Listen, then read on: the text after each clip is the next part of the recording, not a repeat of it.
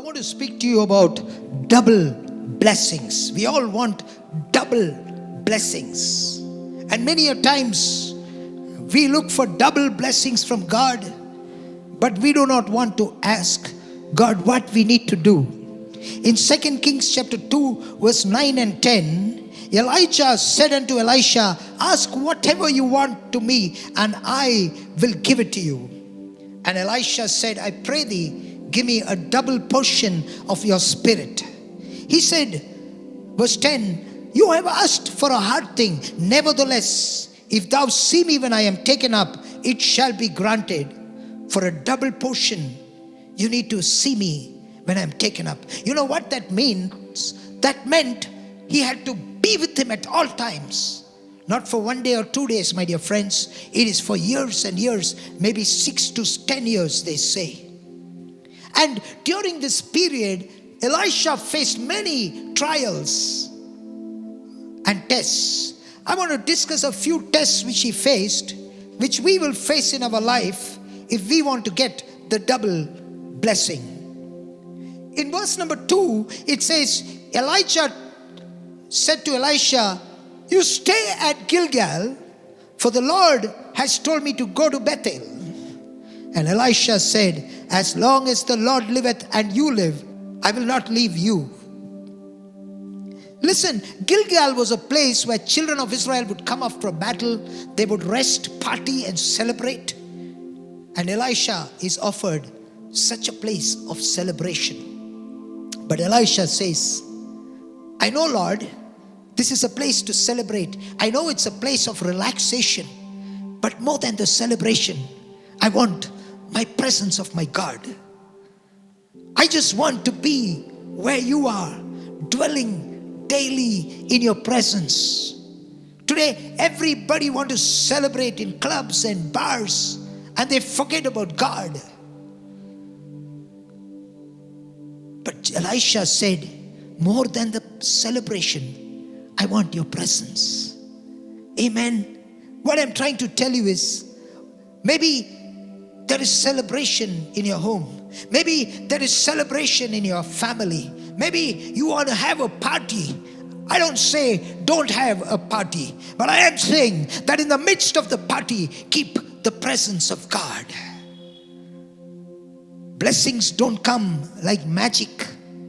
It comes only if you are seated in the presence of God all the days of your life. Today the world has so many offers. There are so many things coming right at your doorstep. But the question is, if you want the double blessing, keep Jesus in the midst, His presence in the midst of your celebration. Number 2, then they went to Bethel. In verse number 4, Elijah told Elisha, you stay here at Bethel and I'll go to Jericho and come. But Elisha said, no. I want to be with you more than to be at Bethel. Listen, friends, Bethel was the house of God. But Elisha is saying, Lord, more than the house of God, I want your presence. I want God more than the house of God. Today, many people are so fanatic with their house of God. They say, my church, my pastor. They uphold their big names. And they also fight in the name of religion, house of God, in the name of different types of churches or religions, because house of God. But God is saying, more than the house of God, you need God. Elisha says, I know Bethel is a place of worship. I know Bethel is a good place. I know Bethel is the house of God. But more than the house of God, I need the presence of God. If God is not in the house of God, I don't want to be there. Amen. So Elisha says, wherever you go, I will be there. I don't want to be in Bethel. Amen. I'm not saying house of God is bad. I'm not saying your church is bad. But I am telling you that more than the church, more than the house of God, what you need is the presence of God. Amen. Number 3, Elijah takes Elisha to Jericho and tells him, you stay here. But Elisha says, no. Jericho, listen friends, Jericho was a place of plentiful and a place of pleasure. Many people get a little rich, they forget the presence of God. When they see little pleasures, they'll forget God. When children go from school to college, their character itself changes. But Elisha, he said, I know Jericho is a rich place. I know Jericho is a place of plentiful. I know Jericho is a place of pleasures. But more than pleasures or riches, I need the presence of God. In Psalm 62 verse 10, when riches increase, do not set your heart on them. You know, the temptations are sure. Riches will come, attractions will come, pleasures will come, offers will come.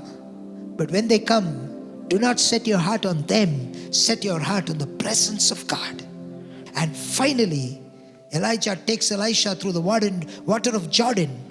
On the other side, in chapter 2, verse 11, a chariot of fire came and took Elijah straight to heaven. In a whirlwind, Elisha did see it, and he cried, my father, I've seen you. I've been faithful to you. Now where is the promise? Listen, the promise was, if you see me when I'm taken up, I will give you the double portion. You will get it. But yes, he was seen, but nothing. Double portion was not seen. Only the mantle fell from Elijah to the ground. Imagine you're asking for something double portion, and what you're seeing is some dirty old mantle. The mantle, the remains, the cloth. And Elisha in verse number 14 takes the mantle and he looks up and says, where is the God of Elijah? This is what I want to tell you today. Many times we also ask God for something, but we see something else. And we also ask, where is the God of Elijah? Where is my God who made a promise to me? Sometimes I used to pray to God and say, God, please give me a miracle in my meetings where 2,000, 3,000 people would gather. And I would cry and pray. 21 days we used to fast. But on the day of the meeting, there would be heavy rain. And I would ask the same question, Lord, where is God? Why, Lord? But that time God used to tell me, you asked me for miracle? I gave you rain, now you pray. And I used to pray. All of us used to gather and pray. And the rain would stop. Then everyone would come and say, wow, what a big miracle. See, I asked God for a miracle in the meeting. And He sent rain. And we prayed and the rain went away. So God may not answer the way you want it. He answers for sure, but the way He wants it. We all want victory, but we don't want battles. We want miracles, but we don't want needs. We all want healings, but we don't want sickness. It's time to trust God and say, Lord, whatever you give me, I will use it for your glory. Someone said like this, I asked God for strength and He gave me difficulties. I asked God for wisdom and He gave me problems to solve. I asked God for courage. He gave me dangerous situations to handle. I asked God for patience and He placed me in situations where I had to wait.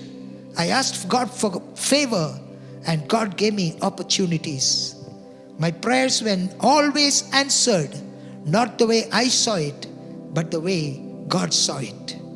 See, Elisha takes the mantle and says, this is all. I want a double portion. And he takes it and asks, where is God? He beats it upon the waters of Jordan and the water divided into two. Amen. He had already got the double portion. My dear friends, you're looking for a double blessing. It may not be the way you want it. You may be looking for something else. But I promise you, If you can wait in the presence of God all the days of your life, He will give you the double portion of blessings. He will bless you doubly, not the way you see it, but the way He sees it. So stop crying and stop envying others. Stop looking at others and saying, I want that blessing, I want this blessing. God has already blessed you double portion. All you need to do is, number one, stay in the presence of God in your celebrations. Keep God in the center of your celebration. Number two, more than the house of God, seek the presence of God. And number three, when you get pleasures, when you get plenty, and when you get riches, do not leave the hands of God. Stay in the presence. And number four, even when it seems like nothing is happening, don't give up, because the blessing is already upon you, and I'm sure the blessing will be upon you. God bless you, and may you have the double portion of blessing.